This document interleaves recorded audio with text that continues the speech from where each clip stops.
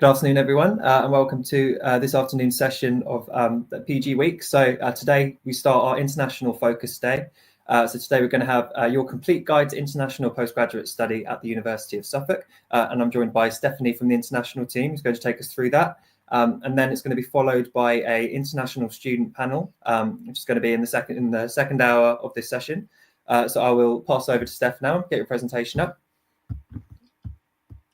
Thank you, Solomon. Even though it's good afternoon here in the UK, I know we have audiences listening in from all over the world. So I'd like to say good morning, good afternoon, or good evening, depending on where you're listening in from. My name is Stephanie, like Solomon has shared, and I work in the international team here at University of Suffolk. Helping various international students from around the world who are keen to join us. So, this first session we will have a one-on-one about studying in the University of Suffolk as an international student, and we will be sharing an overview about the programs we have on offer, so postgraduate programs, tuition fees, scholarship. We do have a comment section where you can put down your questions in case you have any questions. So feel free throughout the presentation to push your questions in that section. I'll go into the presentation and we will start off with a video showcasing Suffolk as a study destination. So please do watch.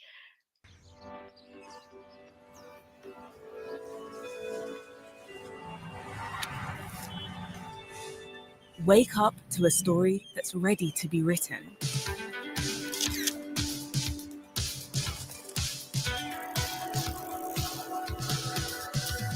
To treasures that aren't hidden.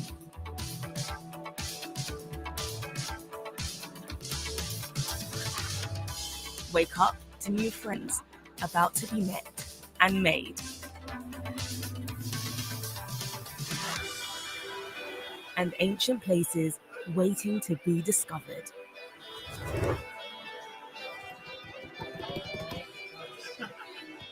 Wake up to boundless opportunities.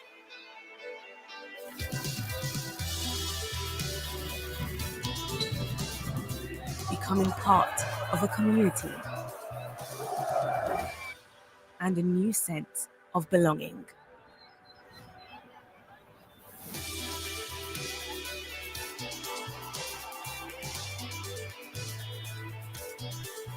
So wake up and begin your new adventure.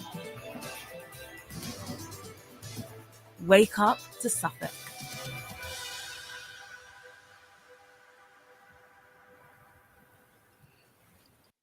Okay, so like I did share, that was a video showcasing life here at Suffolk and by extension University of Suffolk.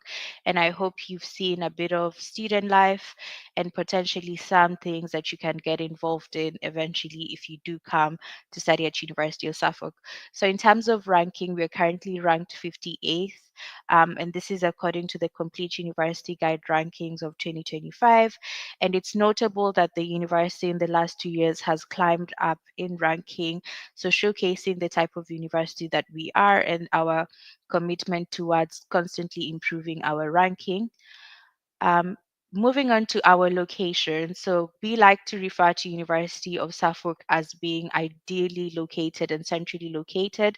So we are an hour, 10 minutes from London on the train. And this just means that we are quite accessible. So the town which we're based in is called Ipswich, and that's an hour, 10 minutes away from London on the train, like I mentioned.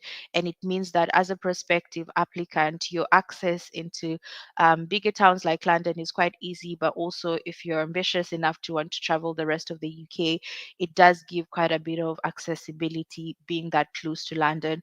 We are an affordable, or we are located in an affordable town, so Ipswich is quite affordable. And for most international students, this is a key element that you do want to live and study in a town which is quite affordable, and that's exactly what Ipswich offers. We are really close to international airports, so Heathrow Airport, which is located in London, Gatwick Airport, and also London Stansted Airport. So again, giving you quite good access as an international student, depending on where you travel or fly in from, there is quite a good access of the international airports.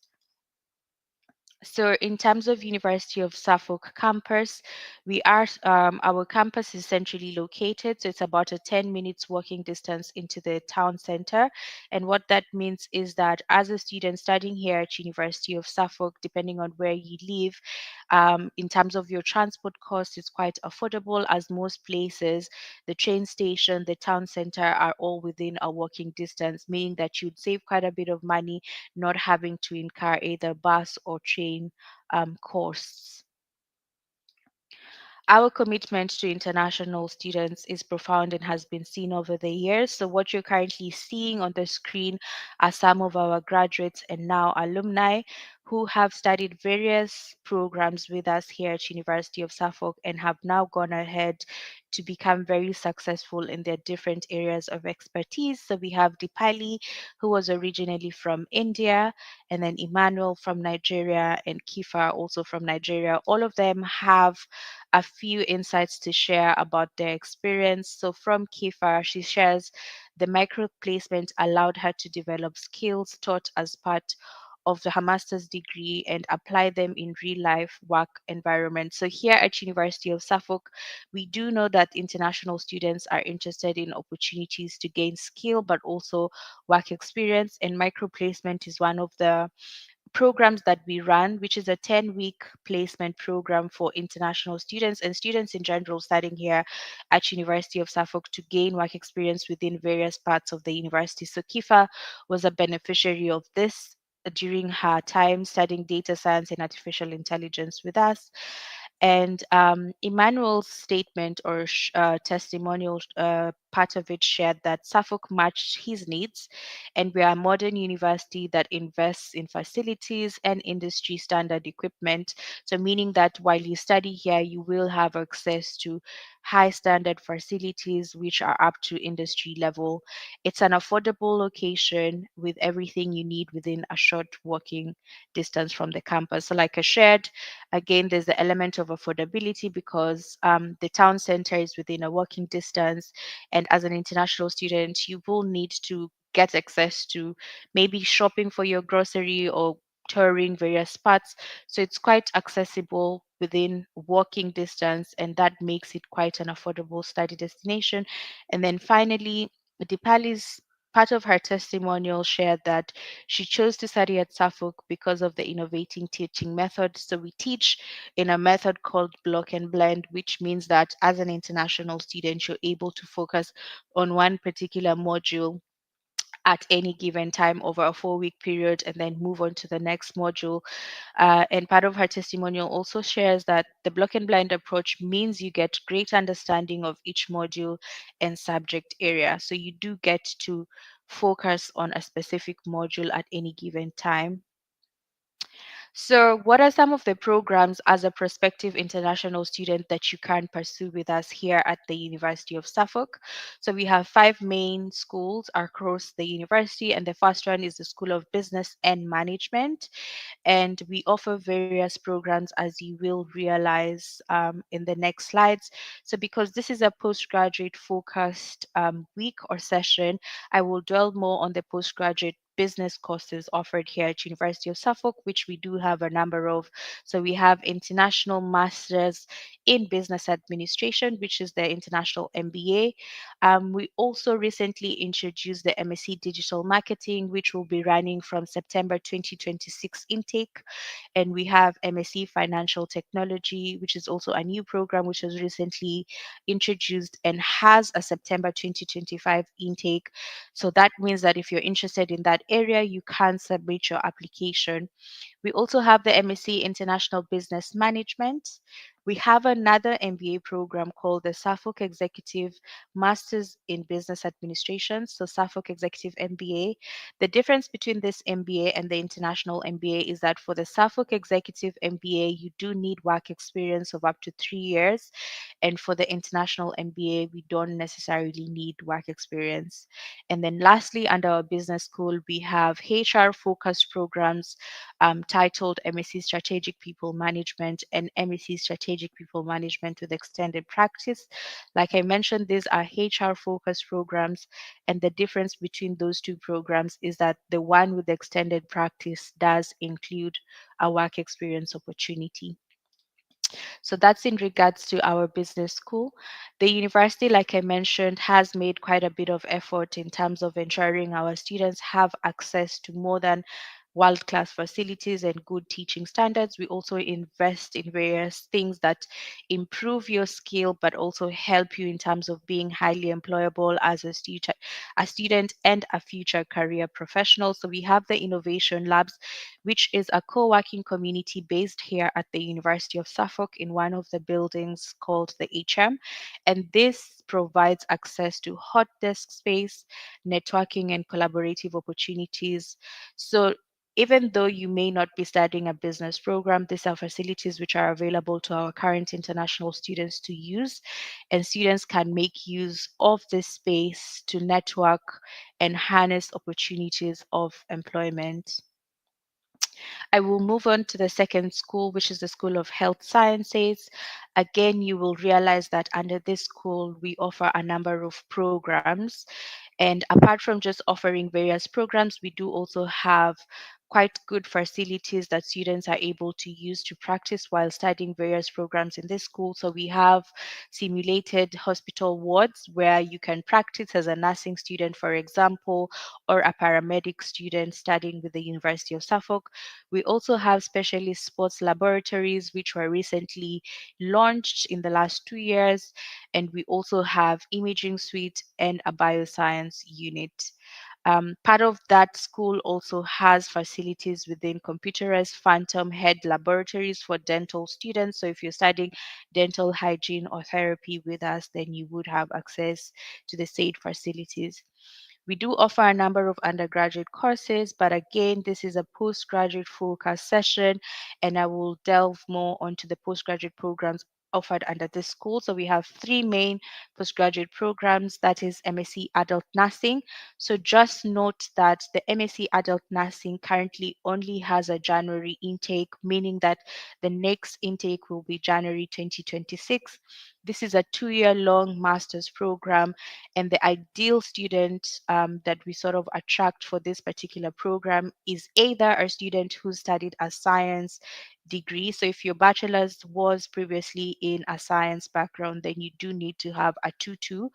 But if you did a non-science bachelor's program, then you will be required to have a 2-1. In general, applicants for this course also need to have 750 hours of work experience within health and care. So it means that before you can get an admission into the MSc Adult Nursing program, we will be looking to see that you do have 750 hours of work experience. We also have the second program, which is the MSc Diagnostic Radiography. And just like MSc Adult Nursing, this is a January only intake program. So the next intake is January 2026. And it's also a 2-year long master's program. We expect applicants to have a 2-2 and above to be admitted into the MSc Diagnostic Radiography course. And then finally, we have MSc Public Health and Wellbeing.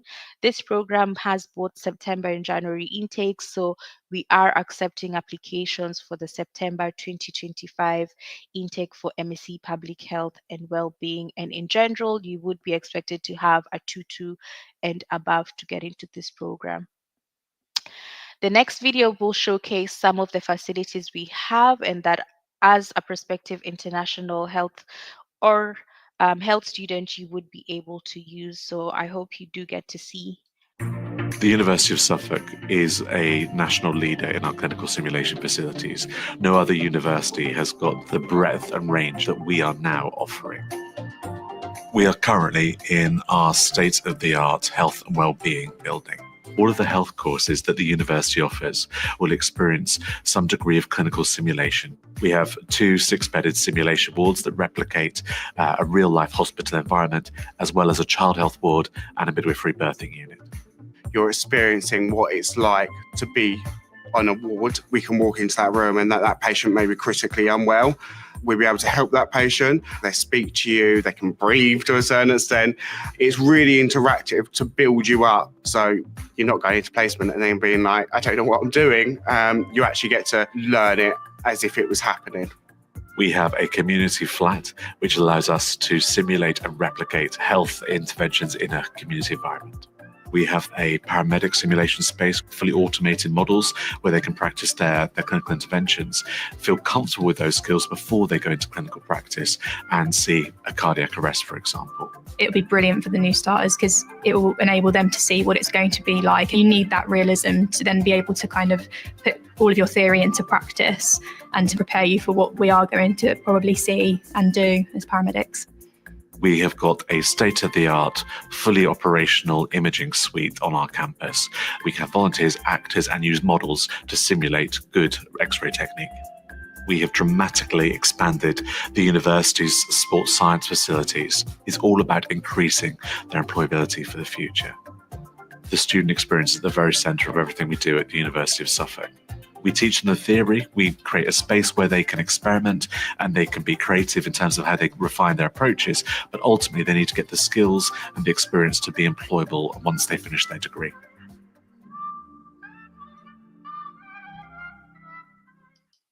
Yeah. So that's a bit of insight in terms of the facilities we do have to offer, and you do realize that we're not only teaching focused, but we do have facilities which enable our students to actually earn practical experience as part of their learning. So moving on to our third school, which is the School of Social Sciences and Humanities. Again, we will go through the list of programs, but just before that, I would like to share a bit of information regarding the facilities available for students studying courses in this particular school. So we do have a mock courtroom on campus that students can use to practice various skills needed for example, if you're a law student and you're trying to practice your presentation skills or even actual practice around being in a court. And then we also have psychology laboratories with EEG equipment. And part of this school also has access to strong partnerships with the government, social charities, and various organizations where our students, both current and future, will be able to earn work experience, but also network and gain opportunity in that area. So in terms of the courses offered, we have a number of undergraduate courses, just like with our other schools, but the postgraduate programs offered under this school include the MSc Applications of Psychology. So you will realize that we have two master's programs, one MSc Applications of Psychology and the last one, which is MSc Psychology, and it does say conversion route. The difference between these two programs is for the MSc Applications of Psychology, we do need students who have a psychology background and are actually who have a psychology background. Whereas for the MSc Psychology conversion course route, it is a conversion course like the title suggests, and we're able to take students who don't have a psychology background for that particular program. So that's the major difference between these two courses. We also have MA Childhood Studies, and we also do MA Creative and Critical Writing, LLM Criminal Law and Justice, which, just to mention, has both September and January intakes currently. MA Criminology, which only has a September intake at the moment. MA Education Studies, MA History, MA International Relations. Again, apart from MA International Relations and LLM Criminal Law and Justice, most of these other programs only have a September intake. It's only LLM Criminal Law and MA International Relations which have both September and January intakes. Typically, we would be looking at students who previously have had a 2 and above in their bachelor's degree for these particular programs. And to highlight, the MA Childhood Studies is more or less a social work related program. So if you're keen to do a master's relating to social work, then you may just want to look at the MA Childhood Studies. I'm highlighting that because we do get a lot of inquiries from international students in regards to that. So please do have a look if you have an interest in that area at the MA Childhood Studies program. As part of the facilities here at University of Suffolk, we have a building called the Hold, which is home to the Suffolk Archives as well, and has over 9 million documents from historical research. And this facilitates exciting research opportunities. So if you're a student keen in this particular area, then you would have access to the same.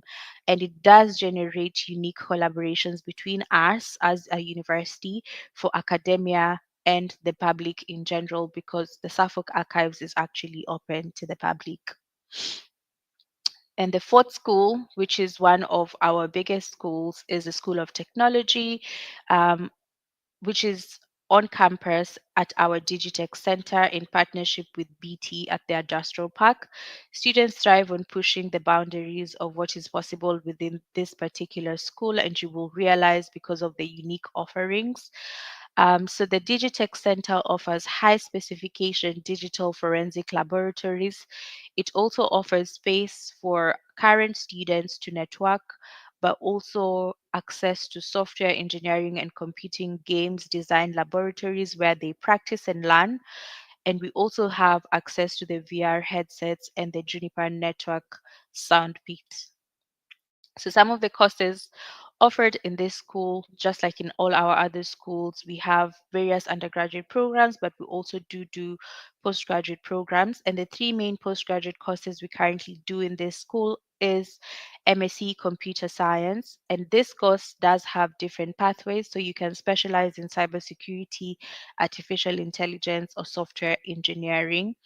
Um, we do look for students who have a background in computing for this particular program. So your bachelor's has to be or have been done in a computer related area. However, for the last two courses, MSc Cybersecurity and MSc Data Science and Artificial Intelligence, these are what we would term as conversion programs. So even though you are a student who might not have necessarily studied a computer related bachelor's degree, we can accept you onto the MSc Cybersecurity and MSc Data Science and Artificial Intelligence programs, because like I mentioned, these are conversion courses. So we do not necessarily need you to have a background in IT or computing. So a unique element. And we've had students from all sorts of background come and do really well on these programs. So Emmanuel, who I initially shared, who is our current alumni, had done a bachelor's in agriculture before and came and did MSc Data Science and Artificial Intelligence and currently works within that area. So there is a lot of success stories of students who've come from various backgrounds and studied the two conversion courses and even the MSc Computer Science and have gone ahead to work as professionals within the computing specialist areas. We will typically be asking that you have a 2.2 and above in your bachelor's degree to gain admission into any of these three programs. And as a university, we're currently ranked 7th in the UK for feedback and assessment in terms of the quality of computer science teaching that we do. And this is according to the Guardian University rankings of 2024. So quite a good ranking there, and goes to speak highly of the kind of courses we do have and do run here at University of Suffolk that relate to computing. Again, you will watch a short video which showcases our computing facilities and gives you insights into the Digitech Center, which is home to our computing school.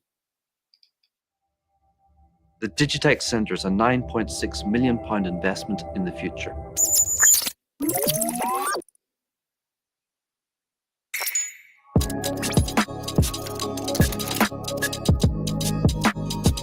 The Digitech Centre is located at Industrial Park, the home of BT's Research and Development Centres.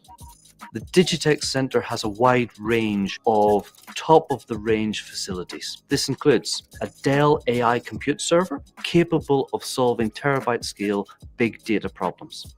We have a cyber range where our students can learn how to attack and defend software, hardware, and networks. We have a digital forensics lab where our students use industry-standard tools to investigate cybercrime, just like the professionals do.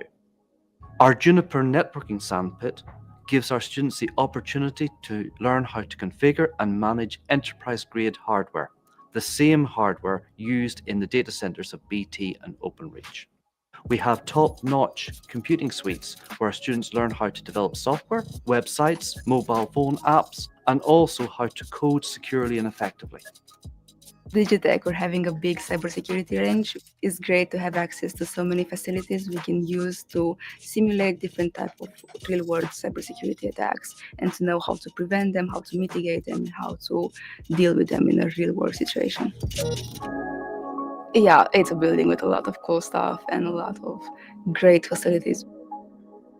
How good it is to just be able to walk in and use, one of the most powerful computers I've ever used in my life. I just think that's really cool. Computing is transforming every career in the world. With the Digitech Centre, our students will have the ability to be part of that change. Whether it is defending against the latest cyber attack, developing brand new websites and mobile apps, or using the latest AI techniques to solve big data problems, our students will graduate with the capability to make a difference.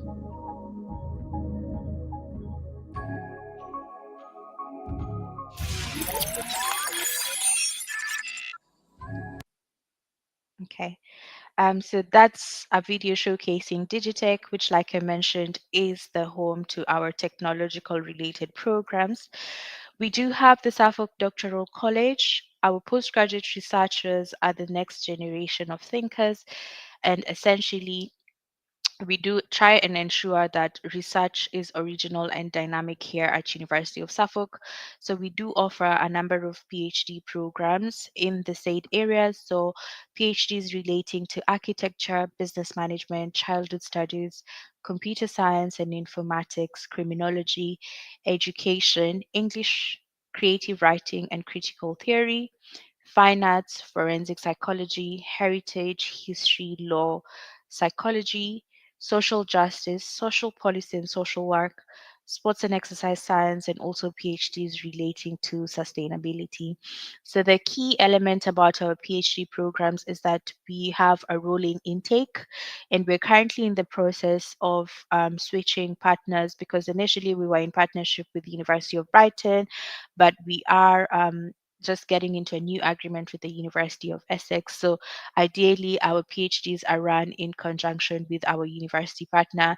And if you're an international student interested in a PhD program, then you can reach out to our Suffolk Doctoral College. So if you have a look on the website, you will see their contact details and they can share more information in regards to studying a PhD program here at the University of Suffolk. Typically, we would have a rolling intake, and what that means is that a number of our PhD programs have monthly starts. So unlike the postgraduate courses that I've been sharing, or the master's programs, which have either September or January or both September and January, for PhD courses, you can start at the beginning of the various months, unlike for the master's programs. Um, and in terms of ranking, we have as a university achieved an outstanding award for producing world leading international excellent research. And this is according to the Research and Excellence Framework of 2021. So, again, an element for you as a student looking to pursue a PhD program to focus on and understand that we are actually offering award winning or award standing type of research here at the university. The university also has a library, and the library building is home to the Student Union, a social space for students, both home and international, to just use and interact. Enterprise and Career Zone, who are the team or the team which helps students in terms of careers, part time jobs, placements, and internships. And it also is home to the library, which offers a quiet space, and also a section of it has an area for group studies where you can actually study with your peers or go to the silent section to self-study and quiet study. Our learning and teaching librarians and academic skills advisors are based in that building, and they do offer you one-to-one support if you need that for your studies. Then in terms of the kind of support offered here at University of Suffolk, so we do have various teams who offer both our international and home students support. And the first team I would like to highlight is the Careers and Employability team. So you can have a one-to-one session as an international student to better understand about writing your CV or writing your personal statements and cover letters for job applications. They can also guide you and provide information relating to interviews if you do get shortlisted for either placement interviews, micro placement interviews, or any sort of work related interviews. And we also run a scheme called the micro placement, which is an opportunity for you or the students here at University of Suffolk to gain paid opportunity of work and life projects in any part of the university. And finally, the body swaps, which are or offer the VR experience to help you improve your skills around interviews and how to perform and attend interviews successfully. And it also develops, it's a developing workspace attributes.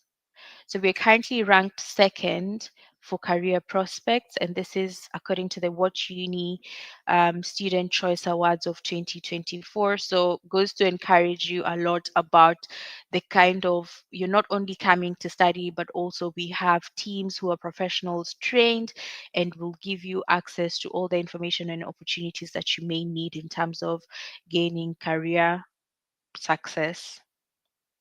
Moving on to accommodation, as an international student, you will be moving away from home and you do want to know information about accommodation. The university offers on campus and off campus accommodation. All this information is on our website. And a lot of the information is within a walking distance to the university. So the one on campus is actually called Athena Hall.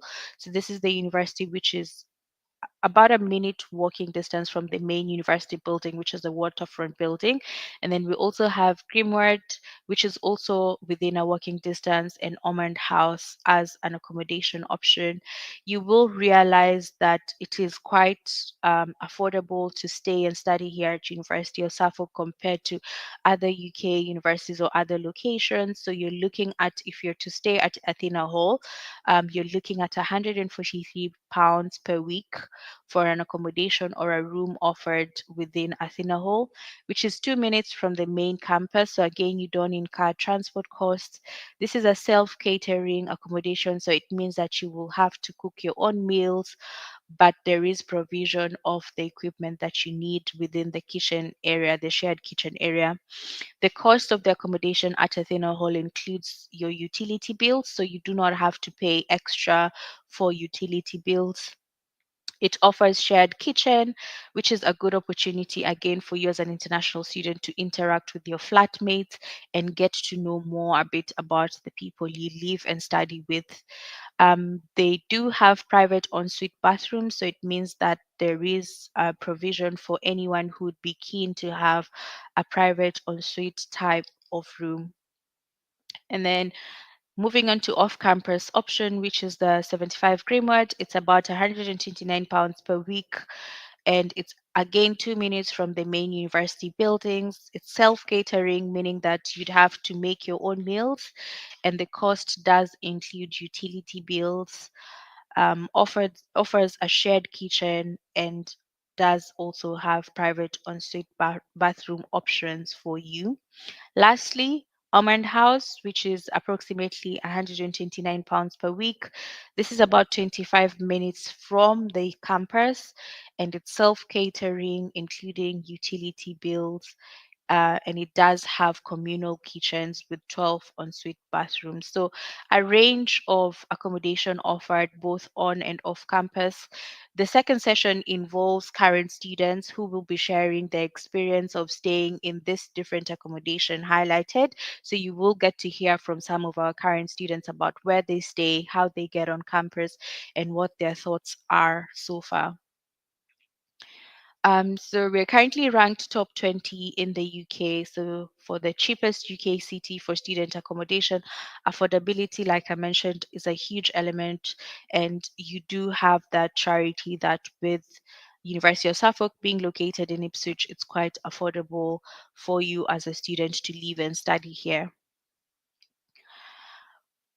as we look into the English language requirements, there are a number of English tests that we do recognize. And for those who will need to take an English test, it's not only IELTS that we accept. We do accept IELTS, PTE, and a number of other English tests. And this is varies for you as an applicant. So you will get a lot of information from the admissions team when you apply in terms of whether you actually do need to do a test or not, because there are certain circumstances where some students applying to University of Suffolk do not really need to take an English test, particularly if your bachelor's was taught in English and you did graduate within the last 10 years. So we have provision for something called the medium of instruction letter. So if you are a bachelor's degree holder currently and you're applying for a master's program here at University of Suffolk, you may be able to get an English waiver for as long as you're studying a master's program here at the University of Suffolk.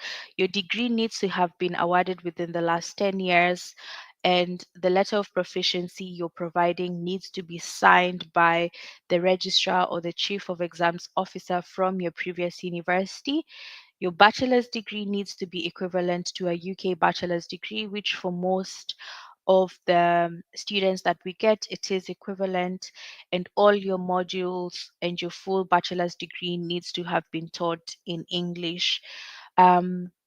The medium of instruction letter can be used to gain entry into postgraduate courses, but it excludes health-related programs, because part of the registration for health-related programs such as the MSc Adult Nursing requires students to have done an English test. So you can get a waiver for most of our courses apart from the professional health-related degree programs that we offer here at the university.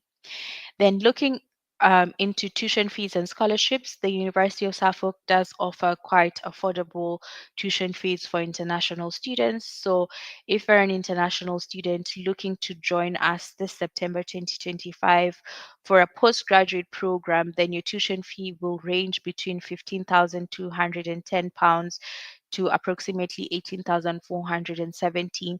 If you do look on the website and on the specific course page, you will see the specific tuition fees, but that's the tuition range for all the master's programs offered here.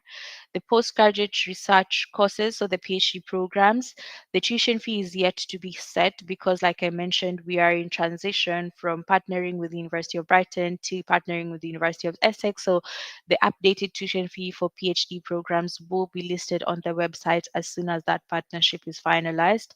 And then we do offer international focused scholarships. So for September 2025, there are two main categories of partial scholarships that you can get. And the first one is what we call the International Merit Scholarship, which is a scholarship that ranges between £1,000 to £3,000. So depending on whether you got a 2-2, 2-1, or first class, you will be eligible for £1,000, £2,000, or £3,000 off. And then we also have the second category of scholarships, which is the Vice Chancellor's Excellence in Health Scholarship, which is worth £4,000. And this, like the name suggests, is a scholarship for health-related courses and is awarded after an interview has been conducted.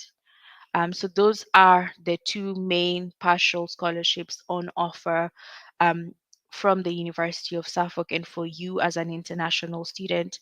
So having had all the information that I've been sharing this afternoon, if you do want to go ahead and submit an application, we are open for the September 2025 application. So we are accepting applications.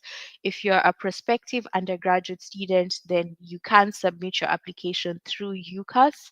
If you're a postgraduate prospective applicant looking to submit an application for a master's course, you can do that through our website. So there's an online application form on the website, which will enable you to fill in your details and upload and attach documents that are required. And some of those documents include your passport, your personal statement, recommendation letters, proof of your previous qualification, and if you're eligible, a medium of instruction letter or the English waiver form. So That's in terms of applying. If you're successful and you do get an unconditional offer letter, meaning that you've met all the requirements, you will move on to a process or a stage called the CAS stage. So, as an international student to study at any UK university, the university has to give you a document called CAS, which basically stands for Confirmation of Acceptance of Study. This enables you to then go ahead and apply for your visa. Here at University of Suffolk, you only get onto the CAS stage once you have gotten your unconditional offer letter.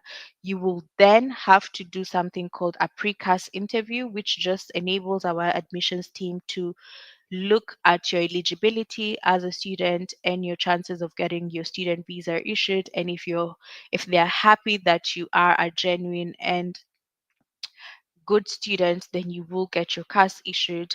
The current CAS deposit is £5,000, which is payable directly to the university via Flywire. And this then enables you to start your visa process. And part of this process will involve you uploading your current passport, any travel history that you may have in and around the world, copies of previous entry if you have been to the UK, and any biometric residence card that you may have. If you needed to have done an English test, then you'll also prove that you've done that at this stage, and all your academic certificates and transcripts will be verified before we actually issue your CAS. So that's it from us. I will now stop sharing my screen and allow the audience who have been listening to us today to ask a few questions, or perhaps take a few questions that have been on the chat area.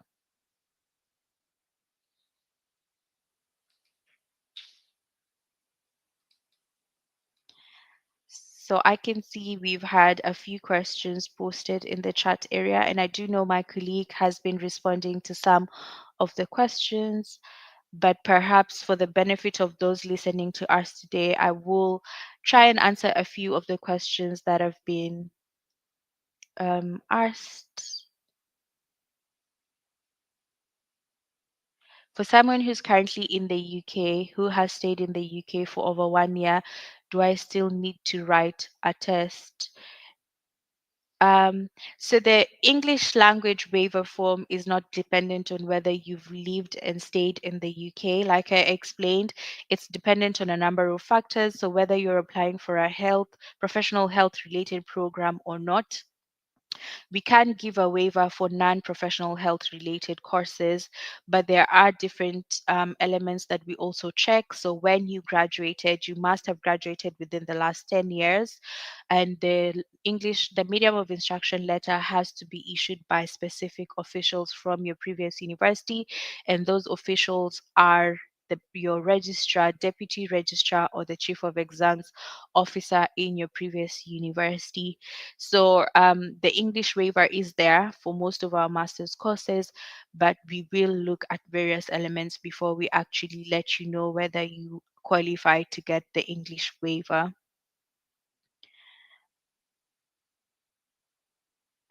There's a question which says, please guide on the interview. So the interview is pegged on the UKVI rules around a student visa. So once you get an unconditional offer letter and you're on the CAS stage, the pre-CAS interview entails various questions, and the questions relate to reasons why you may have chosen to study here at University of Suffolk, what other UK universities, for example, did you research, and what was your reasoning in terms of choosing to study at University of Suffolk? It will also have questions relating to accommodation. So we expect that as an applicant at the unconditional stage, you have looked at your options. And even though you may not have applied, then you do know where you'd like to stay and how you would be getting on campus from that particular place.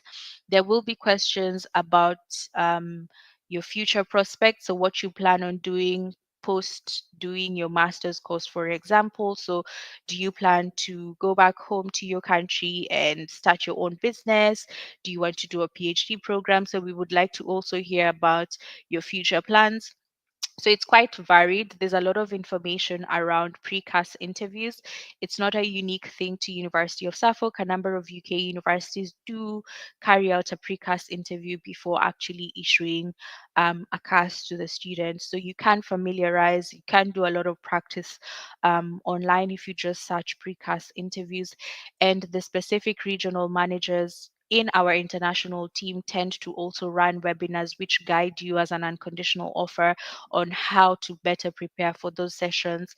So at this stage, if you're an applicant already, then you will get a lot of information and support around that area. But if you're looking to apply, we would do encourage you to first apply, go through the different stages, and when you're at the unconditional stage, we will guide you further.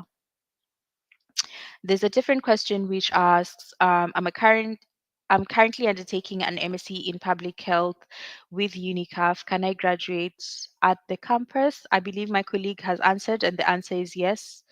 UNICAF is a partner of the university who deliver some of our courses online, and we have had students who studied through the UNICAF partnership come and graduate here in the Ipswich campus. So it is possible to attend your graduation ceremony here.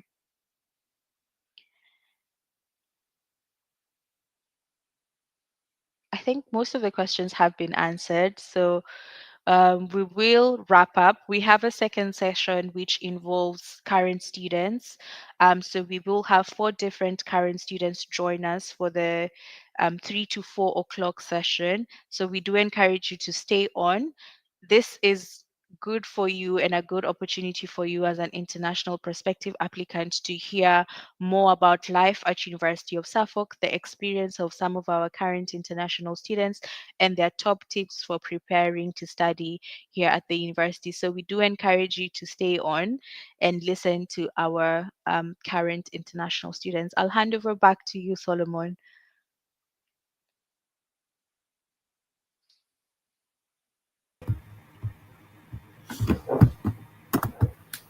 Thank you, Steph. So we'll just hold off until 3 o'clock, and then we'll start the international student panel. So I think in the meantime, I'll just leave a message on the screen just to let people know that we'll be right back, and we'll just be in the background getting all the students ready for the panel. So we'll see you back here again at 3 o'clock. Thank you very much.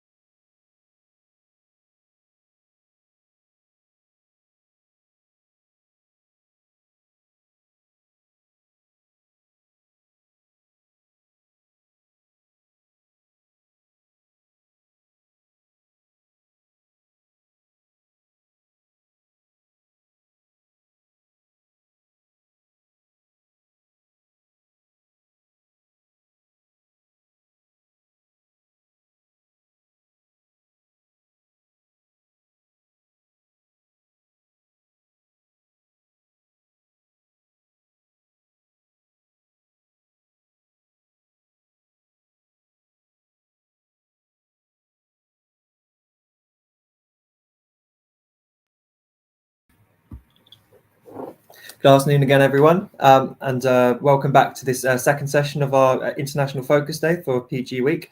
I'll now pass over to Steph, and then we're going to bring on our international student ambassadors. And if you have any questions throughout this stream, again, please feel free to put them in the comments, and we'll be able to come to them throughout the stream. All right, I'll take myself off the screen, and then I'll bring up the ambassador, Stephanie. Okay.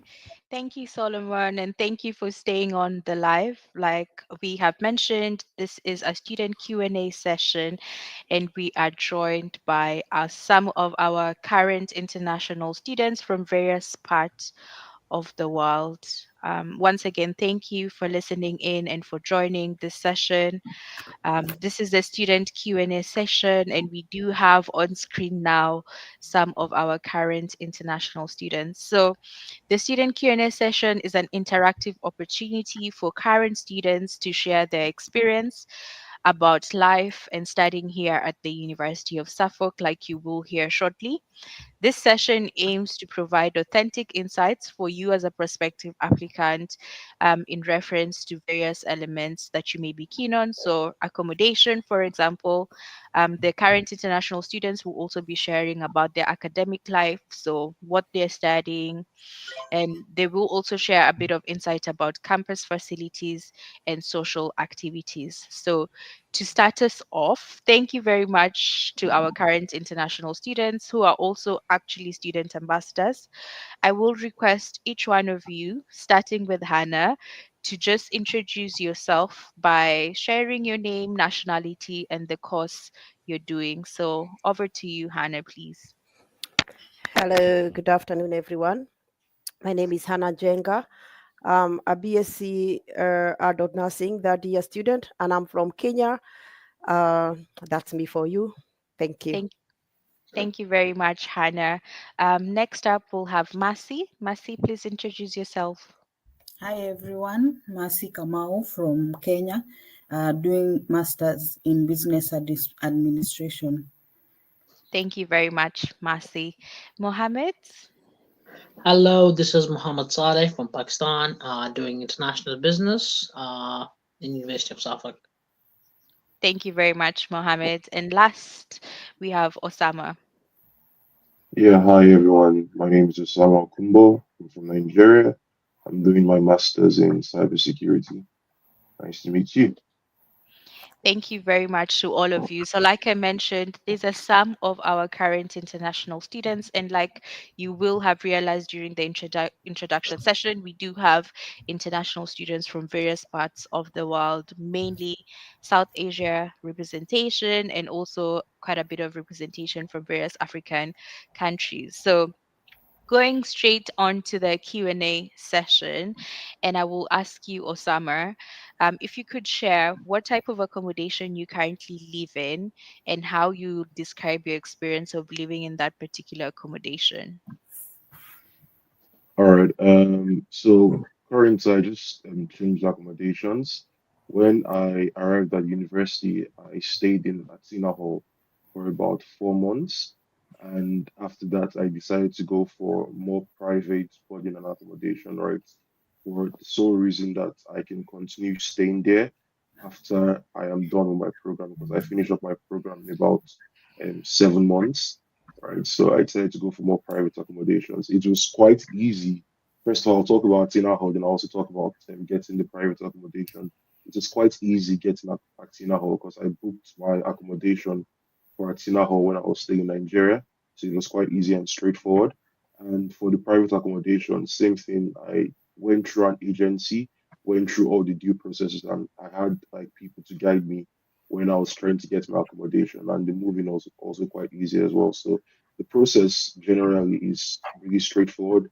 It's really easy to get a place to stay. I think after like 1 week of trying to get a place, I was able to get a house and I was moving in the next week. Yeah, so it was quite easy and straightforward to get a place. Okay, thank you very much, Osama. For the benefit of those who may have just joined us, University of Suffolk offers two main type of accommodation. So we have on-campus accommodation and off-campus accommodation. So you may have heard Osama mention that he was initially staying at Athena Hall. So that's the on-campus accommodation, and he has now moved to a private accommodation. Osama, just part of the question that I would like you to shed a bit of light on is, what would you advise the international students or international prospective applicants listening to us today in terms of organizing accommodation before arriving in the UK? So what advice would you give them? Okay, I would say plan a lot with your finances. So look at the current accommodation options. The prices are usually on the website. You have 75 Grimwald, you have Athena Hall. I would also I would beg you to ask questions. So usually they have like support staff on the website, so you can reach out to them. You can get a call, try to understand how the payment processes work. If you want to choose any of these accommodations, then I would also advise that if you're coming into university, if you can, just book your accommodation from your country before you come into the UK, because it just saves you like an extra expense on hotels and like or shortlets. So if you can do that before you come in. If you can't, you can stay in a shortlet for a couple of days while you're trying to sort that out. I would really advise you book it before you come into the country, because it's less stressful that way. Okay, thank you very much, Osama. We'll now move on to academic life. And Mohammed, would you like to share with some of our listeners today what do you enjoy most about your course and the way it is taught? So my teachers are fantastic. One of my teachers named Keith. I guess yeah, for the introduction, he was available. He's a business teacher. I mean, he taught us strategic international management last year. So the one of the things that I like most about is uh, that we have a specific sessions. I mean, like if I talk about my course, there are multiple students, like around 120 from the international students from around the world. So what the university have done is sorted out in groups in other part of the groups and allocated different teachers for us. So that's the reason we get to have the interaction what the students want. I mean, if student is struggling with specific things, he can easily go to his teacher, and not in a big room, specific small room with 20 students. He can easily listen to the lecture and easily get the notes done. This is the best part I love the most about my course. um to add on, the teachers, the lecturers are very friendly. You can talk easily to them, and for example, if you're struggling with your studies, they are available. Just email them and they will respond back. And if you're not because if I talk about myself, we have classes 2 days, Mondays and Tuesdays. The other days we do not have any classes. So if you want to see them, just you can easily see on the Mondays and Tuesdays, talk about your stuff. This is I go around. Okay, thank you very much, Mohammed. You have alluded to the element of support by mentioning that, you can see your lecturers are on a one-to-one basis or in a smaller group than when you're not in lectures. But it's inevitable for both international students and home students to face some challenges. So, what kind of support would you say, apart from just the one-to-one, what kind of other support is available here at University of Suffolk for you as a current student that you may have used or experienced? So there's a student experience center in the university, in part of the library, where when I struggle with my assignments, what I use is just book one-to-one sessions with them, and they help me get through the stuff. For example, me being an international student, I have been taught in a different manner back in home. So when coming here was just a cultural shock sort of thing, that you don't have to be specific about things, and you have to check your grammar while writing things. So just to get along with it, I have sessions with the experienced team, and that they help me to get through the procedure of me being writing good and producing good amount of content for my assignments. Okay, thank you very much, Mohammed, and thank you for sharing that. Because for most international students, like Mohammed has mentioned, you will have studied in a totally different system, in a totally different country from what generally may be the teaching level and standards here in the UK. But the university does offer a lot of career support and support for you as an international student to better understand the teaching methods and what is expected of you in terms of your assignments. So you may need to be reassured that there is a lot of support apart from just what we highlighted during the previous presentation, which was in relation to careers and experience. There's also a different team called the Student Life team, who also help you with everything about your life here as a student at University of Suffolk. So Mohammed has mentioned that he's doing international business. I'll move on to Marcy, who's currently doing the Suffolk Executive MBA. And Marcy, do you just want to share maybe your favorite module and why that is your favorite module, and perhaps also give a bit of insight in terms of your class size and overall learning environment as someone doing the Suffolk Executive MBA? Okay, so for me, the experience has been quite good. My favorite module so far has been the leadership and organizational module. Mostly in Africa, we always believe that the transactional way of leadership is always the way to do things. But here in the UK, they believe that even as you're trying to be transactional, it's always good to treat people as human beings. So I've been able to learn that transformational leadership is also a good thing. It helps you treat the people you work with well as human beings. You are able to meet your objectives as you work together. You can be able to get different points of view from different people.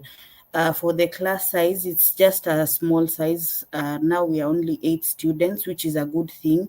You're able to interact well with your lecturers. They give you an opportunity to answer questions in class, ask when you don't understand the things. It's a bit difficult in the beginning because of the accent and everything, but eventually you get used to it.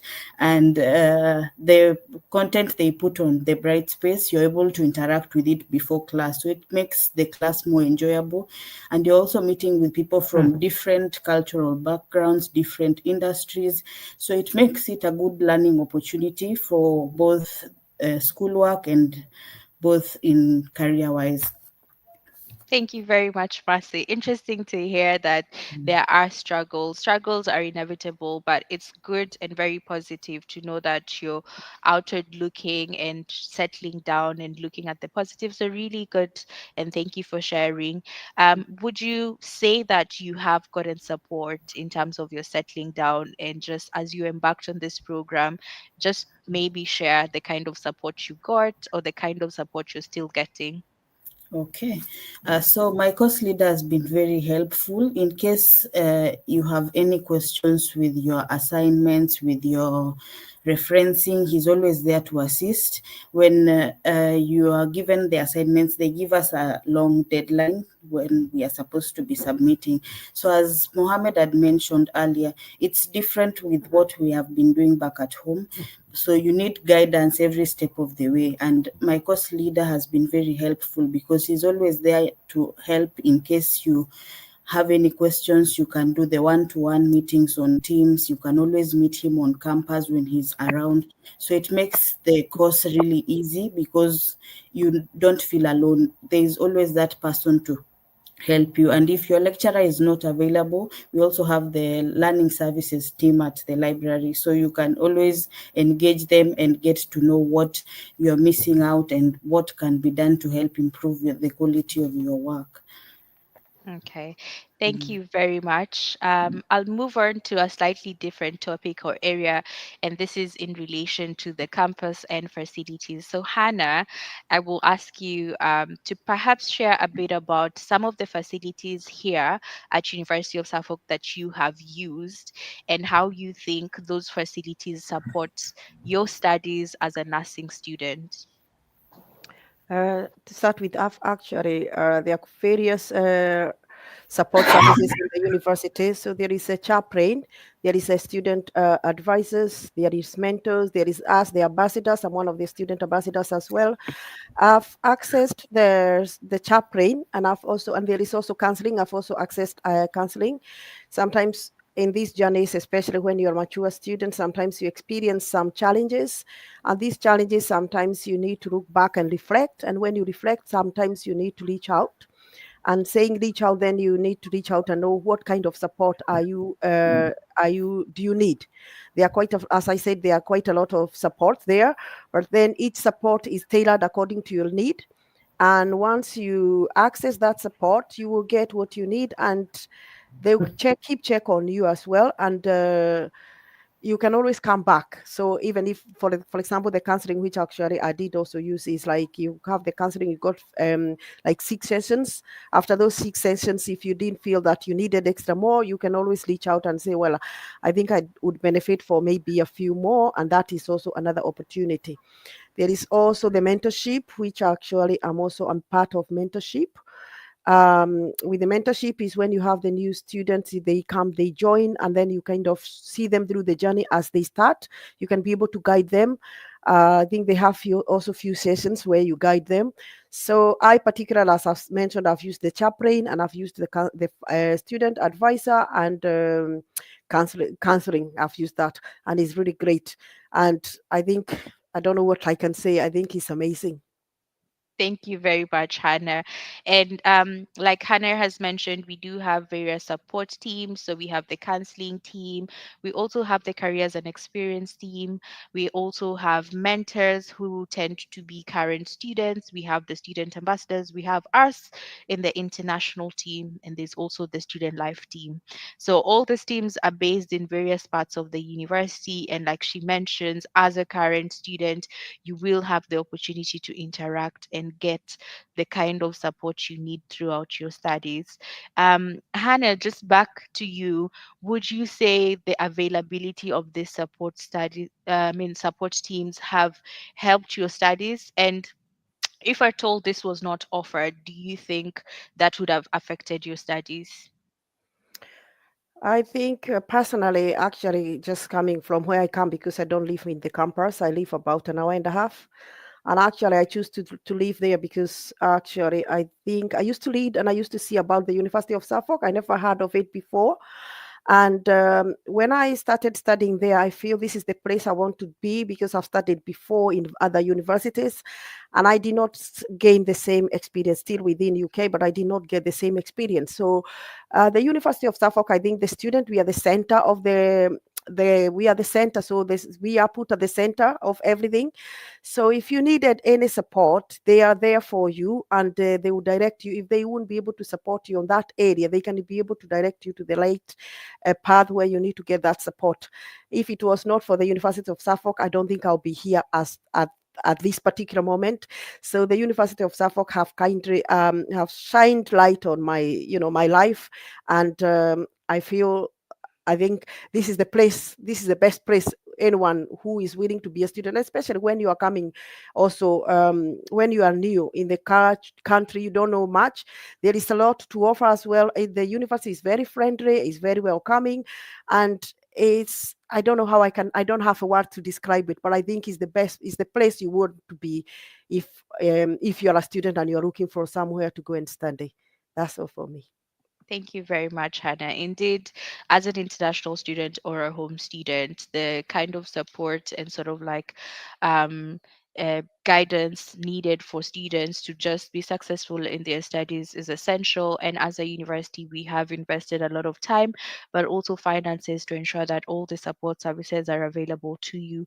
And it doesn't matter what program and what level you're studying at, you will get the same type of support that you may need.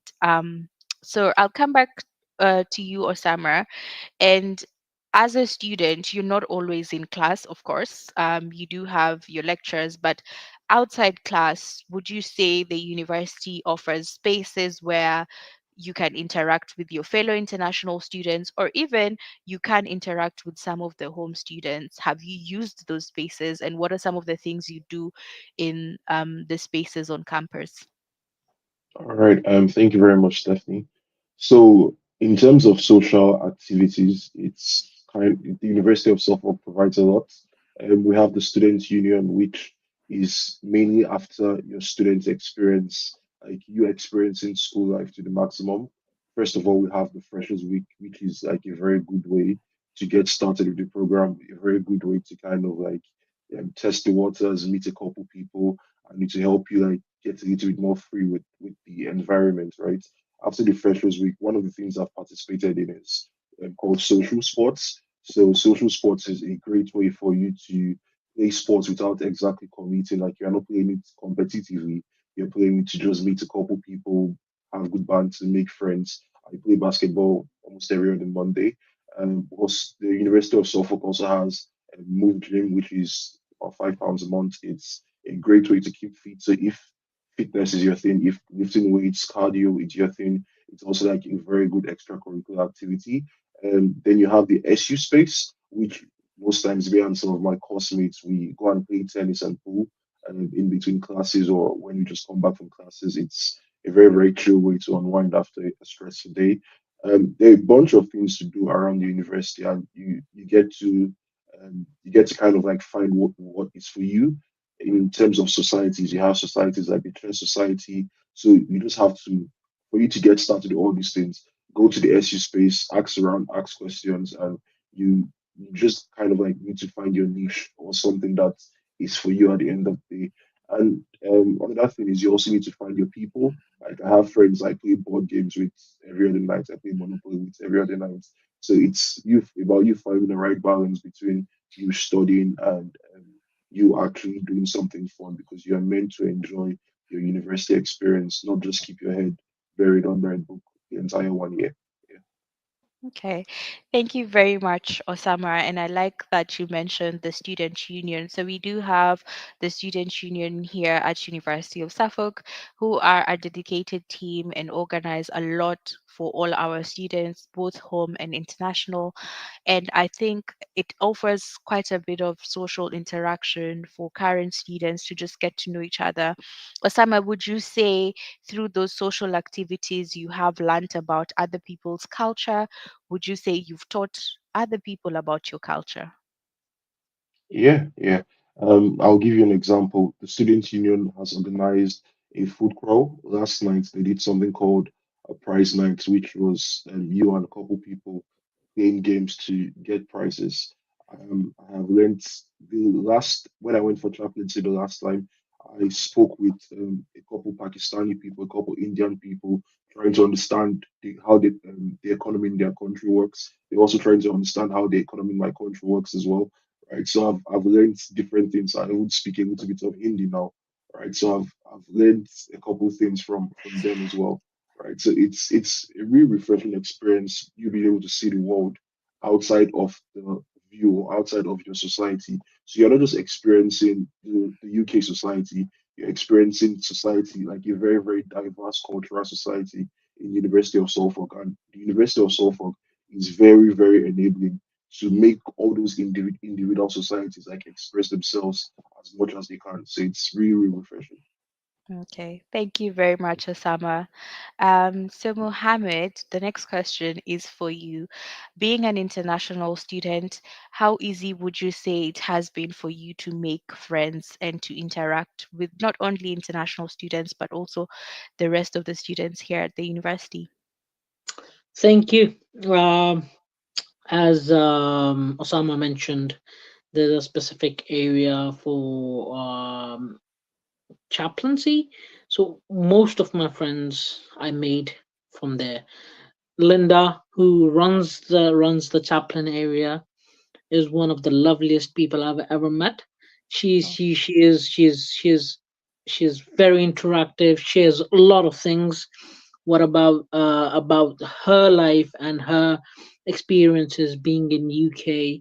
So as Osama already mentioned, that he made friends like from Pakistan and from India. I made friends from Nigeria and other cultures. I learned about most of the things from them, and had my perspective being changed. So and the other place I would love to add on is the library. When I used to study there, I had interactive with international students and had a lovely time meeting them. And being a student ambassador, you meet a lot of local community and interact with them and make good friends of and have a lot of conversations with them. This is my experience at the moment. Okay. So thank you very much, Mohammed. I like that you mentioned the chaplaincy. And here at University of Suffolk, we acknowledge and respect people from different backgrounds and who practice different religions. Would you say that you have gotten access to facilities that still enable you to sort of like practice your religion? If you just want to share a little bit about that in terms of like faith Yep, and yep. still being able to practice your religion.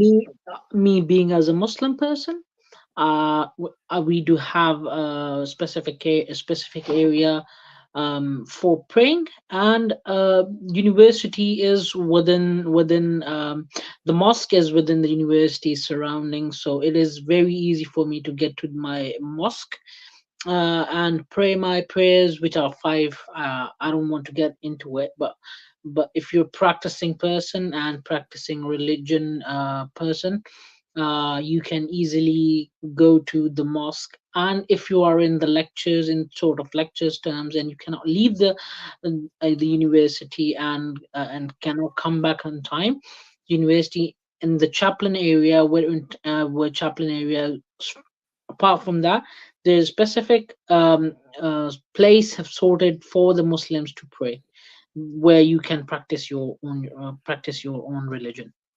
Okay, thank you very much, Mohammed. So it is true that the university does respect and acknowledge that our students are from various backgrounds and practice various religions. And apart from just having spaces where you can pray, the various teams here at University of Suffolk always try and put together events to celebrate and acknowledge various religious-related celebrations. So like Diwali and also like the Eid and Ramadan period. So we do try to ensure that all our students are accommodated. And as a student from a different background, I can't reassure you that you will get the type of support and acknowledgement that you may need.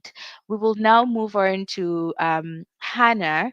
And Hannah, I know over the past interactions you have expressed your love for Ipswich. So I'll ask you to sort of like share insights about places you recommend students, future students, current students to explore here in the town of Ipswich. Thank you, Stephanie. In the town of Ipswich, there are quite a lot of places where you can actually visit. There is like Waterfront. Waterfront, if you go around there, there is a nice place there. There is a market area as well. You can go there and do your shopping. The shopping center is also a nice place. There is another places where we've taken some films there. And it's a very nice place. There is also even a little bit outside of Ipswich as well. There are some other areas. And everything there is together, and you meet a lot of people all the time. And I think that is one of the most important thing, because we are near the college, the University of the Suffolk College, which is just nearby. So around there also there are some places where you can go, and for example, if you needed some relaxing moment, you have some areas like there, and you can be able to go and maybe relax and just do what you have to do as well. So I think Suffolk is, I think I made it home, because when we are on holiday, I make sure I bring my children there for holiday. So we spend 2 or 3 days there. So I really And maybe one of these days I might relocate and come and live there. Who knows? So that's me for you. Thank you. Thank you very much, Hannah. And as someone who doesn't necessarily live within the town of Ipswich, do you find it easy to commute in and out of the town? Would you say the transport links are good, or what's your experience of getting into Ipswich? I personally, I don't have problem because I drive, but I think I've got students who in my cohort who used to use the public transport, and I think the public transport is also great as well. It's not far from the train station, from the university to the train station is about 10 minutes, but then saying 10 minutes, it depends how fast you walk. It might be 10, it might be 15. It depends how fast you walk. There are buses also which are around as well, and they are not that expensive as well because with your student ID, you get a reduction, which is really great. I think that is one thing which I always say to the student. When you're a student, make sure you use those opportunities. Don't let them go unnoticed or let them go that you have to pay your full price because you have them and you have reductions. They are important. Let them be used because that's what they are for. And I think that is one thing. And I think even walking, if you choose walking, using public service, or even if you decided to use that, you need to call the Uber. It's not that expensive. It's affordable. I'll put it. It's affordable. Thank you. Okay. Thank you very much, Hannah. We do encourage students to live within Ipswich, but in some cases, not all students live within Ipswich. But it's good to know and to hear it from current students that getting into Ipswich is not that difficult. There are various modes of transport that you can use to get in and out of Ipswich. And if you were in the first session today, where we mentioned that we're quite close to London, so we are an hour, 10 minutes away from London. So the university is centrally located and the town is actually easily accessible for you as a student. While we're still on Ipswich as a town or our location to study in, Massey, I'll ask you this question. Would you say the town is affordable, and have you found ways in which that you've been able as a student to appreciate just having chosen to study here at University of Suffolk as opposed to other bigger cities or different cities in general? Yeah, I would say living in Ipswich is quite affordable. There are very many affordable shops that you can go to. We have Aldi, we have Pound Stretcher, we have Savers where you can buy things that you want to for your home when you're moving in. So it's quite budget friendly for a student. So it's easy for you to buy things even in bulk from Iceland when you can buy in bundles and store them in your fridge to cook for a while. So I can say that my experience has been quite good. I have not found life in Ipswich quite expensive comparing to some places like London. It's quite affordable, and you can always be sure that even for African dishes or Asian dishes, you'll still get a place to buy them so that you'll be feeling that you have homely things to cook, and they are also cheap. They are not as expensive as you'd expect them to be. Okay, thank you very much, Massey. And the community here at Ipswich, have you had interactions with the local community? Do you find it easy to find things beyond the university to get involved in, depending on your interests? Have you been involved in anything outside the university? Yes, I have. I've gone for swimming at one of the pools here. Even if it was winter, at least the pools are warm, so you can still do your hobbies. You can also walk around. I've gone to some parks for just a walk. It's very relaxing, and you just feel like if you're a lover of nature, you'll just feel like everything is good and the breeze is just amazing. And the community is also really welcoming, especially for the church, Hope Church, which is quite close from the school. You get people from all the areas here around Ipswich, and they're always welcoming you. They'll make you feel welcomed, and you can join. We have a group for 18 to 30s, which I've gone to twice now. It is quite accommodative. They tell you about your faith. You can able to play games with people you meet there at church and just grow spiritually. So it has been good journey for me, both spiritually and schoolwork. Okay, good job. And good job getting yourself out there and out of your Mm, comfort zone to try and meet other people. I mm, think as a student and in a very different environment away from home, that's very important. Just to have a balance between, being a student and actually trying to learn not only the UK culture, but putting yourself out there. So good job. Putting yourself out there. Really, really good. To our listeners today, I just want to remind you that we do have the comment section. So if you do have any burning questions, you can put your questions in the comment section. The questions can be for our current students, or if you do want to ask me any questions that you may need clarification on, this is just a reminder that we have the comment section. I will move on to an interesting area or something that most international students are actually quite keen on, and this is to do with employability and careers. So I mentioned that all the students on the screen are currently student ambassadors, and the student ambassador program is one of the part-time sort of like opportunities that the university creates for our current students to get involved in, not only for them to earn a bit of money on the side as a part-time job, but also as an experience. So, Osama, could you please speak to us a little bit about being a student ambassador, what it's been like, and do you actually find the opportunity useful for you? yeah. So being a student ambassador has been has been very interesting. Being that first of all, it was my first job in the UK, and also it was not really the kind of opportunity I was looking out for, but it was the kind of opportunity I needed and I wanted. Because the first thing is it will build your confidence because you have to interact with prospective students, right? And one of the things that really appealed to me about the role is when I was back home in Nigeria, I got a lot of advice from a student ambassador, right? So it kind of puts me in the position to do that for other people as well. So it's kind of like giving back, if that makes sense. It's a very interesting role. And sometimes you might be doing things like this, doing webinars. Other times you might be doing open days where you're actually speaking to students and parents that want to come into the university. It's very refreshing when your experiences, your struggles, or your solutions to problem can help out other people, right? So it's something I really enjoy. You might also be doing campus tours and showing people around the university at the end of the day. The key thing is it helps to build your soft skills. So things like effective communication, things like how to handle a crowd, things like being organized, how to follow a schedule.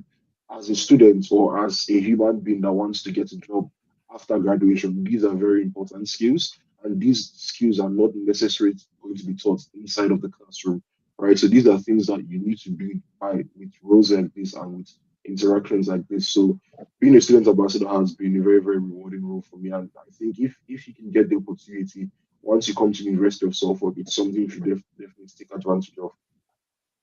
Okay, thank you very much. So that does share the element of University of Suffolk has a huge focus on employability and just ensuring that our students are able to, beyond the programs they're doing, develop and nurture and enhance some of the skills that may be needed in the various careers that they're all focused on getting into.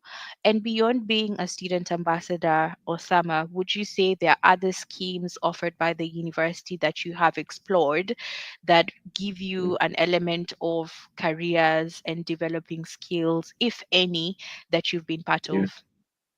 Yeah. So this was a major concern for me because when I was doing my research, I looked a lot into this aspect, and when I got in for the first couple of days, I was a bit worried, but now I'm a little bit overwhelmed with because sometimes it gets a lot.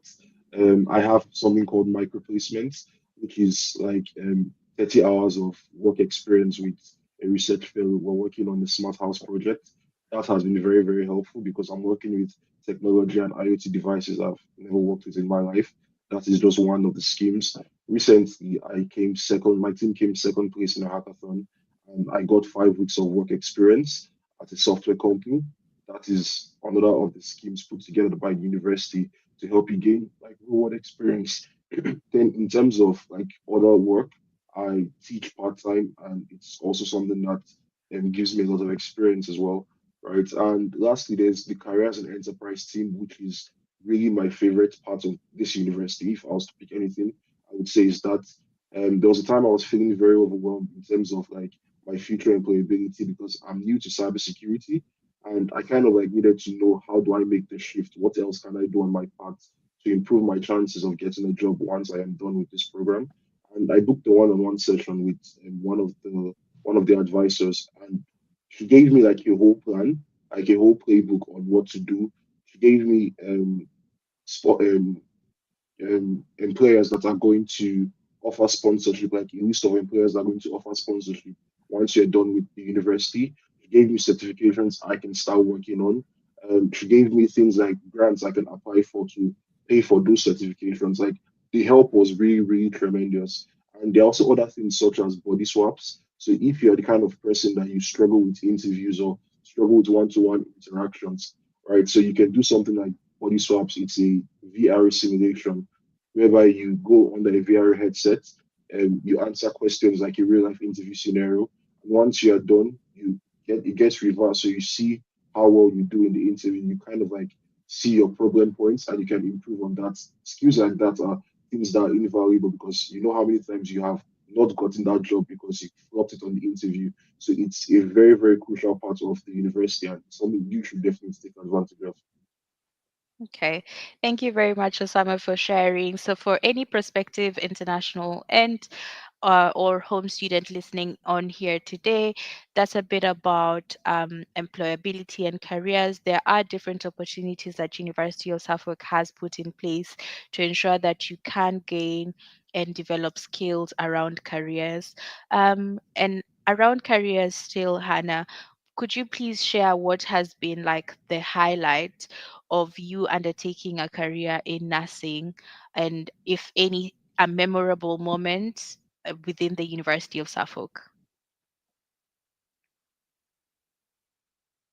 We can't hear you, Hannah. Okay, sorry. When it's come to career, I think there are quite a few opportunities, like Osama have said, like student ambassador. I've been a student ambassador from the time I joined the university. And there are other things like there are other organizations also which you can join, which also you get a little bit reward. And I think the student ambassador, I find it very, very interesting because a few years ago, I had an opportunity to travel to Romania. I never thought I would ever go to Romania. So these are opportunities which come, and then you have that opportunity and you end up going to another country to explore different culture and different background. On my project, which I remember actually is when we were doing a project. I was on my second year and we needed to do a project, and the project we had to kind of gather. It was during pandemic and we had to gather online and everybody had to participate. And when we finished towards the end, it was a module for public health, which was really interesting. And when we finished, we have to kind of come together and celebrate. And that felt so, I felt so proud of it because that gave me an opportunity to see that you have not only studied, you have met friends, you have made friends, and you had interacted and made a difference. So this is one of my happy or my proud moment. Okay. And being a nursing student, and it being quite an involving program that involves placement and, seeing patients and going out into hospitals, do you think the element of the university offering career support has impacted when you've been able to go out and interact with patients? Or would you say the skills that you were enhanced through the university have helped you outside the university when you're doing your placements and all? Yeah, I think the skills are great because the university, I think we have the latest technology. So before you go out to practice, you go kind of experience, you go to a ward base where you have like patients who are not Leo patient, but you can experience them. They breathe, they cry, they do all sorts of things. So by the time you go to the field practically, you have experienced all these things. You have had them cry, you have had them ask for help and all these things. So it's something you have already experienced, and then you are going to put it into practice. That is one thing which the university have given. That is a very reassuring because if you're going somewhere where you don't have any experience or you don't know what to expect, is very overwhelming. And the University of Suffolk have got that opportunity whereby the student have that opportunity to be able to go in there, touch these patients, bleed them, pinch them, not, meaning pinching them, and just see the reaction. We have had that opportunity. And I think that is really, really reassuring, and it really helps the student because, when you go out, we know we are doing theory. And when you are doing theory, trying to link it with the practical sometimes can be a little bit challenging. And with the university, it has been really, really of great help because with those equipment and the technology, it have made it very easy for me.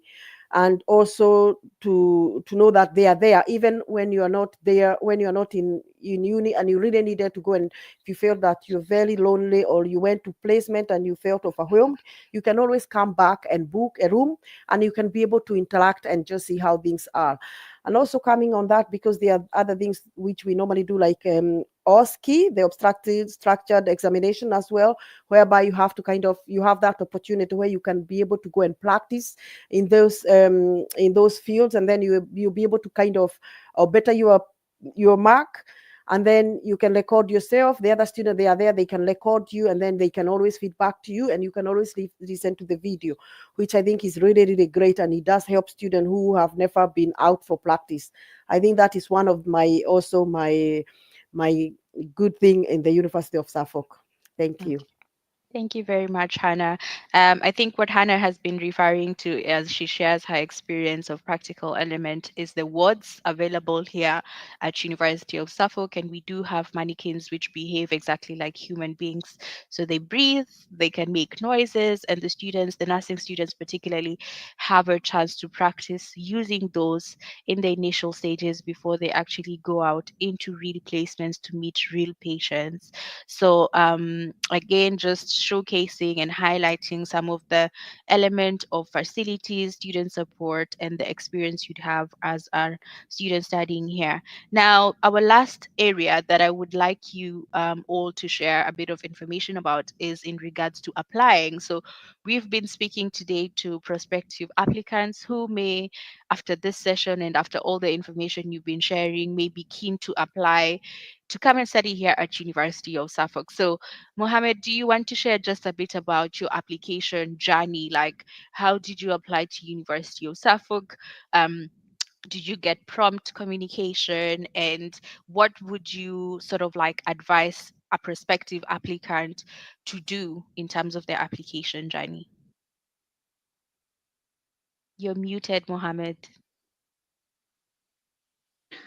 Sorry. Thank you for that. I would just love to share a bit of my experience back in home in Pakistan. Most of my friends were studying here in the University of Suffolk. So I got a bit of help from them. I went. It's easy and simple thing.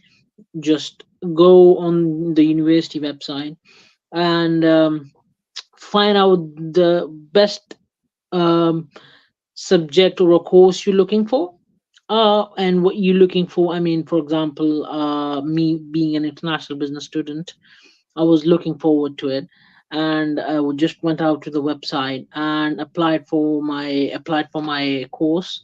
And firstly, I got the acceptance from the University of Suffolk within like a week or so, and then I had to go to the procedure, for example, for my documentation. Then it came to UCAS, which is the acceptance regarding all the documentation we go through. And then you had interviews, interviews that university about your course, why you're choosing this course, and they're lovely and friendly with you and talk a little bit of you have to have a little bit research about your course, what you're going to do, so you can easily pass the interview, so you have the information about it and you can easily go through the procedure. This is how I went through, and most of my time I had some of a little bit help from my friends, those who were here in University of Suffolk, helping me to get through all the hurdles that I was going through. Okay, thank you very much, Mohammed. So, like he's mentioned, he's studying international business, which is a master's program, one of the master's programs that we offer here at University of Suffolk. And to apply for any of the master's courses here at University of Suffolk, the application form is on the website. So, if you're particularly looking at any of the master's programs, you can apply directly to the University of Suffolk using the application form on our website. And like he mentioned, he got feedback within a week. So our turnaround time for applications is also quite quick. So we will not be putting you waiting. Our admissions team do a fabulous job of trying to turn around the applications, even though many quite quickly. And myself, as a senior international officer in the international team, we do have quite a bit of engagement with applicants. So we will be sharing information and you will be receiving communication from us throughout the process. If you're a prospective undergraduate applicant, then you do need to apply through something called UCAS. So that's UCAS, UCAS, and that's how we accept undergraduate applications. But for masters, it is a direct application process. Marcy, would you say your application process was swift? Did you apply on your own? Did you use an agent? Maybe just share a bit about applying to University of Suffolk. Okay, for me, I used an agent. She was very helpful because she gave me a list of all the courses that the school offers. So, as a master's student, you need to remember that most of the work that will be done by you. The classes that are offered by the school are minimal, and you need to read more and understand what you're doing so that you can be able to pass your assessments. So before you get to decide which course you want to do, make sure it's something that you really like, something that you're passionate about, something that in the long run, it is beneficial for yourself. It's not just you're doing it because someone else did it or because someone has told you to do it. Just make sure it's coming from your heart before you decide to do it. Then whenever I had any questions, as long as you have all the documents ready, the school gives you an acceptance within a week or two. That's what I can say. Then the process for the CAS interview was very easy for me because I got as much help as I could from my agents, and I was able to get some questions that I can prepare for before the CAS interview. So it was quite an easy process. I can say it was not as difficult, and everything went on smoothly. And in case I had any questions, I could always reach out to my agent. So it was easy for me. Okay, thank you very much, Marcy. So here at University of Suffolk, we work with various agents based in different countries. So if you look onto the website under the different country pages, so whether you're listening in from South Africa or trying to apply from India, we have a number of countries listed on the website. And under each country page, you'll be able to see the different agents that we work with. It's not a must for you to apply through an agent, but if you do feel you need that service and support, then that's available there. We have the international team, myself, Jess, and Chris, who also sort of work with you as international applicants and can share a bit of information. If you look onto the international events page, you'll always see when we are visiting a specific country. And if you do want to meet a colleague from the international team, then that may be an opportunity for you to meet and interact with one of our colleagues. We also have colleagues based in various countries. So we currently have a colleague based in India. We also have a colleague based in Pakistan, and we also do have a colleague based in Nigeria, all who are happy to work with you as prospective applicants. So I'm very conscious of time, and I'd like to really thank you for keeping the session interactive. But as we wrap up, I'll go around and ask each one of you to give our listeners today and the audience today one piece of advice as they embark on their journey of perhaps applying here at University of Suffolk. So just one piece of advice that you tell our prospective applicants about applying. I think I'll start with you, Osama. Yeah, so what I would say to prospective applicants is, I would say, enjoy the process. Enjoy the process. Do your research. It's meant to be fun, and you're moving to another country. You're doing a master's. You're doing an undergrad. And try as much as possible to enjoy it. It's quite stressful, but I would say it's really nothing to get freaked out about, right? And also, I'd also say ask as much questions as possible. So the University of Suffolk provides a lot of resources for you that you can use, try and exploit them if you can. So reach out to the admissions team. Don't hold back in trying to find as much information as you can. And I'll just say enjoy the entire process when you're applying to the University of Suffolk, and if or when you eventually get admission, I'd also say enjoy that same process of moving to the United Kingdom. Thank you. Thank you very much, Osama. So his two words are research and enjoy the process and ask as much questions as you can. Mohammed, your word of advice to our prospective applicants. Just don't give up. I mean, you've worked hard for it.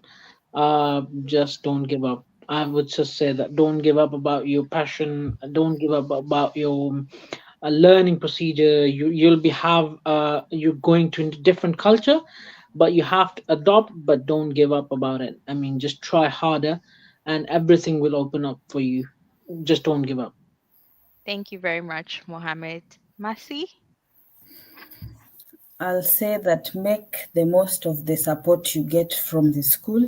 Ask questions when you need to. Ask when you feel that school has become a bit difficult. Always ask. You'll always get the help you need. And I'll also say those small connections that you think are not essential, they will help you make your life in the UK easier. Thank you very much, Masi. And lastly, Hannah, do you want to share your piece of advice with our listeners today?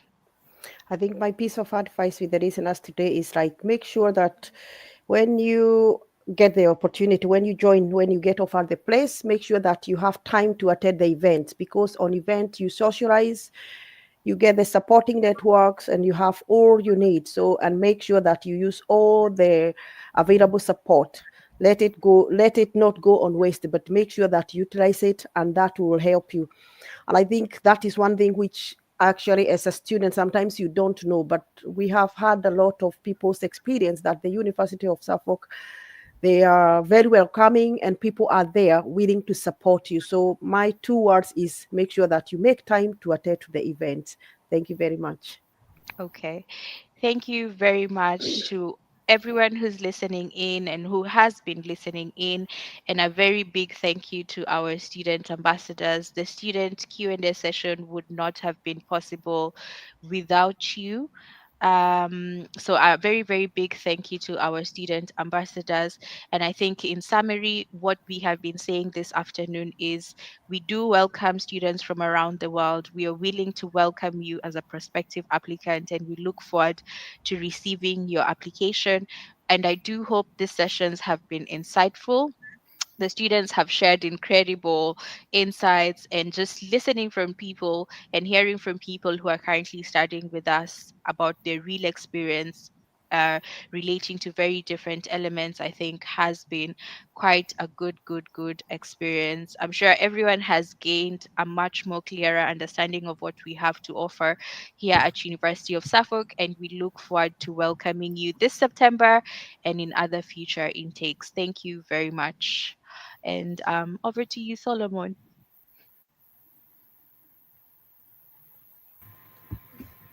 Thanks, Steph.